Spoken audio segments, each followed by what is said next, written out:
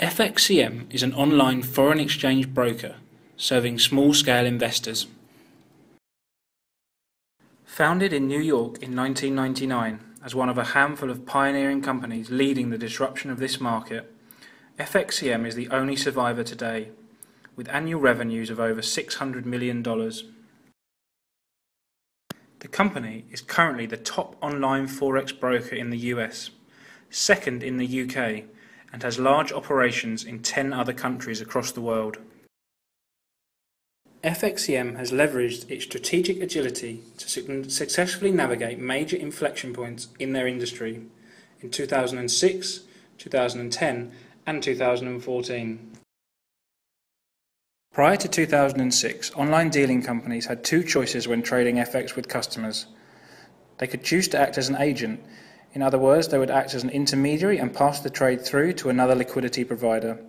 In this way, the online company would accumulate no market risk and would earn a small fee or commission from acting in this intermediary capacity.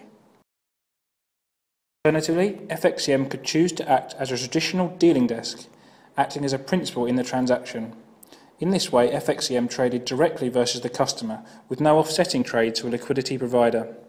Such a principal trading model involved two risks, which regulators began to take an interest in. Firstly, FXCM could incur losses on trades, at worst leading to insolvency. Secondly, and more importantly, FXCM was not fully aligned with customers in terms of incentives. In the zero-sum game of trading, FXCM succeeded when their clients failed. FXCM looked at other regulatory models in associated trading markets and believed that the impending regulation would likely favour those firms operating largely or entirely on an agency basis. Although FXCM faced threats from the regulation, it knew that the same threats were faced by all its rivals. As such, by meeting the threat better than competitors, there was also an implicit opportunity. If FXCM was more agile, it could pick up customers and volumes from competitors. Also, by being the first firm to move to a 100% agency model, FXCM had an opportunity to market that shift to customers as a distinct competitive advantage. So in 2005, FXCM focused its capabilities on building the technology which would allow all trades with customers to be immediately straight-through processed to one of the liquidity providers with whom FXCM already had a relationship. In summary, the disruption event showed that FXCM was able to anticipate and react in a very effective way. By moving swiftly to their new business model, FXCM did manage to steal market share from their less agile competitors and were able to build a strong and distinct brand around the fact that it was no longer acting as an opponent to customers on trades, but as a partner.